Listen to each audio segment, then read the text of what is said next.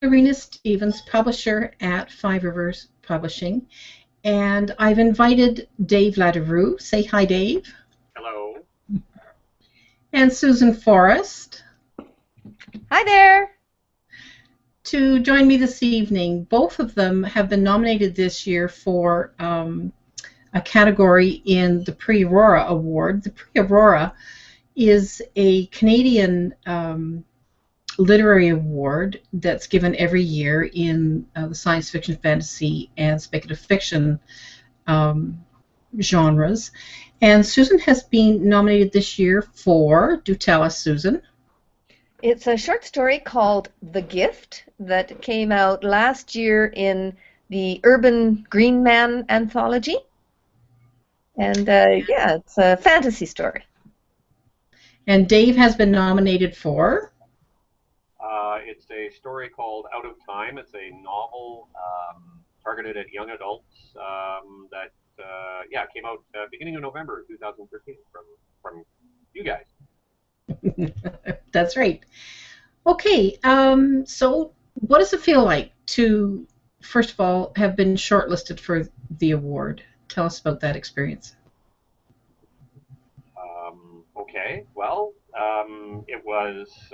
it feels fantastic. I mean, I guess that given that you need to get a certain number of people nominating you, it means that there are people out there that correspondingly wanted to nominate my work. So from my perspective, it already does a lot to validate the work and the fact that people enjoyed it enough to promote it, nominate it for this award. Even if it doesn't win, it's still terrific to be nominated. I guess a lot of writers toil away and don't get that kind of validation. So yeah, it's really nice. Is that about your experiences, Susan?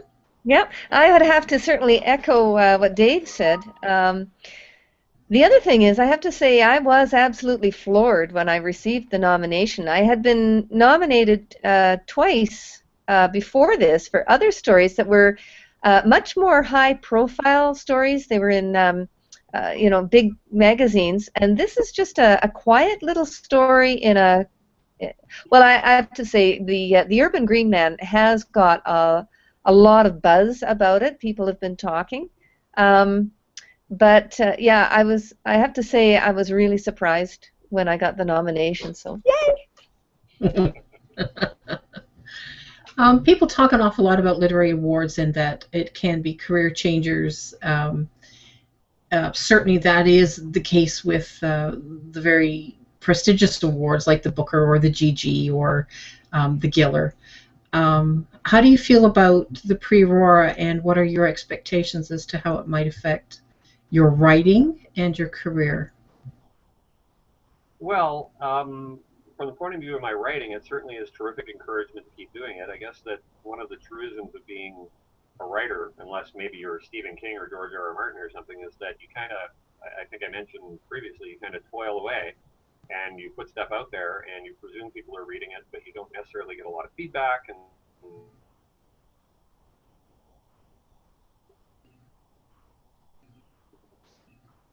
Oh, I think we might have lost Dave. Oh. Well, while you're trying to get him back, Yep. maybe I could jump in. By all means, go ahead.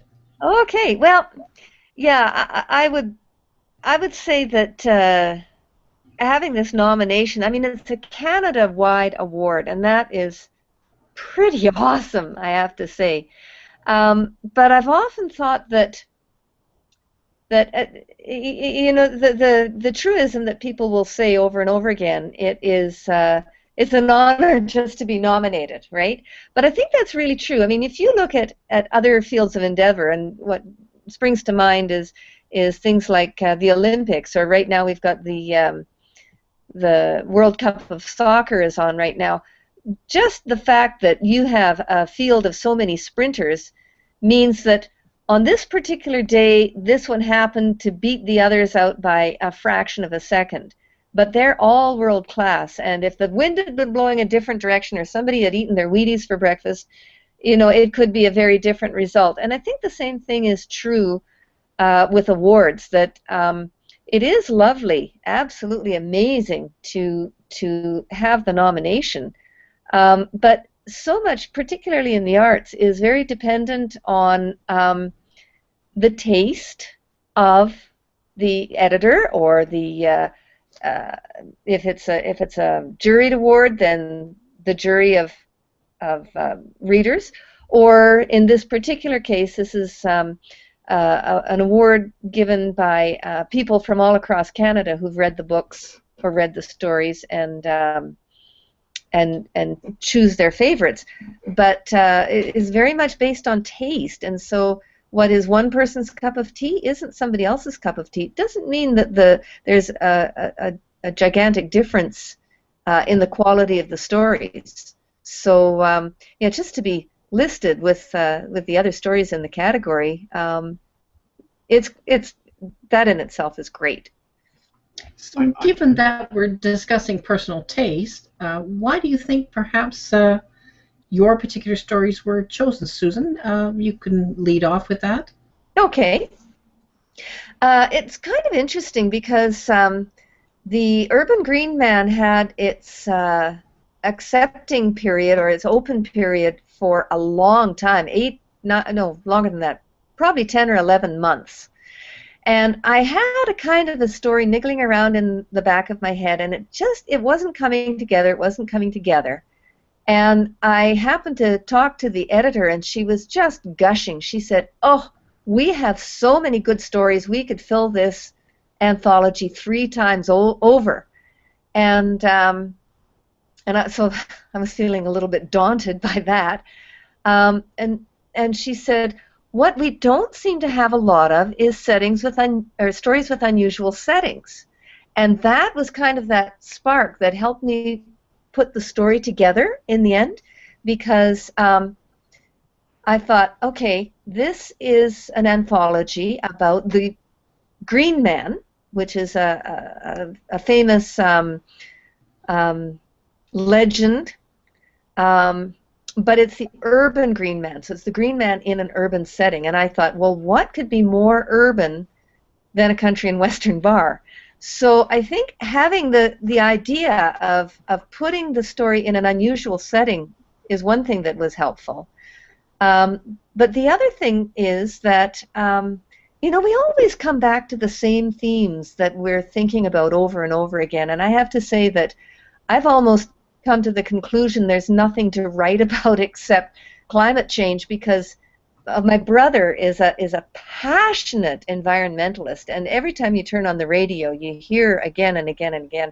And of course I listen to Quirks and Quarks, so there's so much about climate change that this whole idea of what's going to happen after we have, as human beings, destroyed the environment that nurtured us.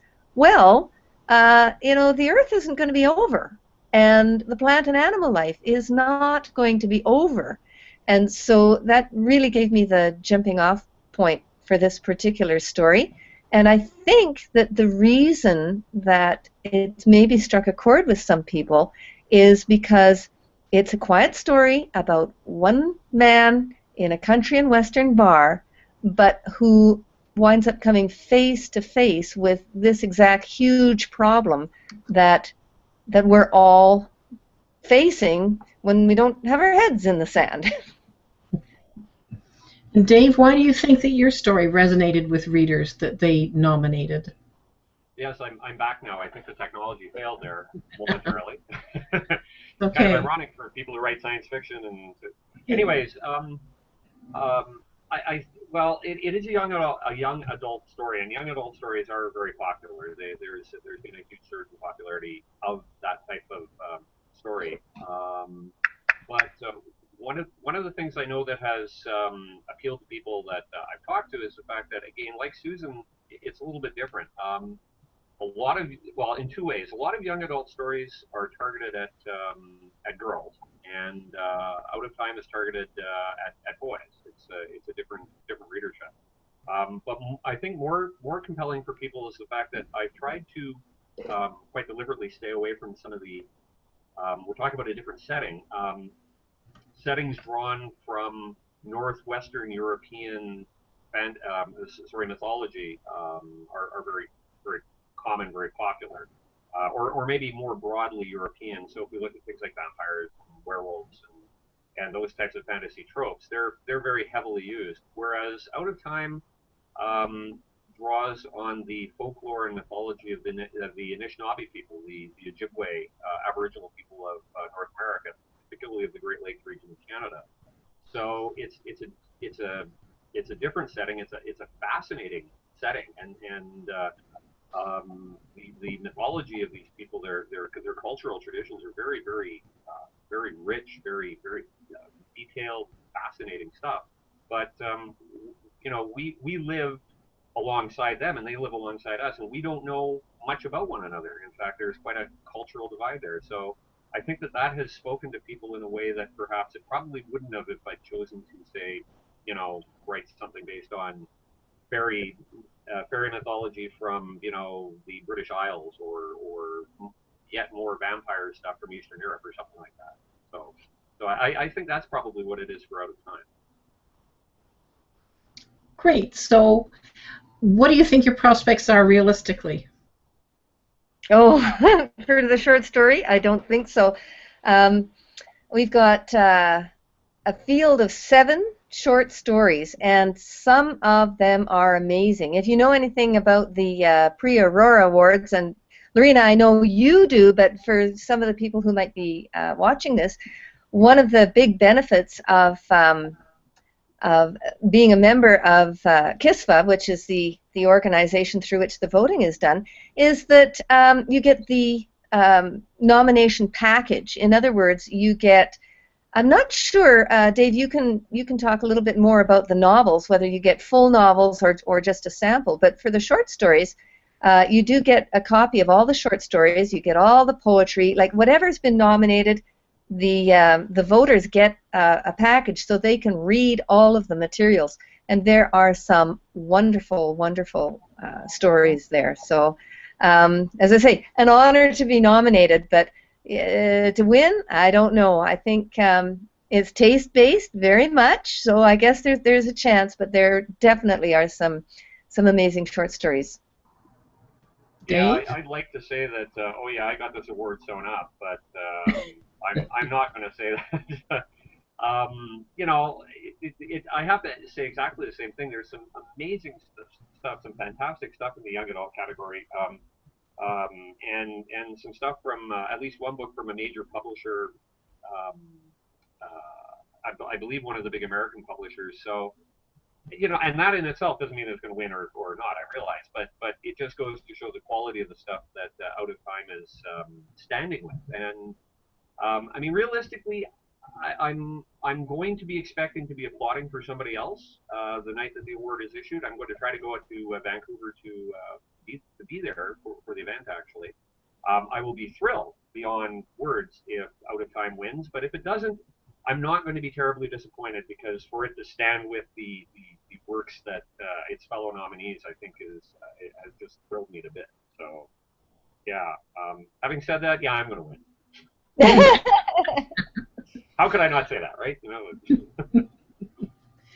For our viewers, if you wish to download the packages that are available, you can, and if you wish to vote, you can go to www.prixauroraawards.ca. That's PRIXAURORAWARDS.ca. And you have to be a member. It's not expensive to be a member, and you can download the entire package of nominees, read them, and then vote. Dave and Susan, thank you so much for being with us this evening and taking time, and best of luck to you both. Thank you. Well, thank you so much, Lorena, for setting this up for us. It was great to meet Dave again after a couple of times that we've met at conventions in different locations. And who knows, Dave, I might see you out in Vancouver. It's only a hop, skip, and a jump for me, so I just might make it out there as well. And this was fun. Yeah, no, it was great, and I look forward to seeing you out there and when words collide as well. Yes, yeah.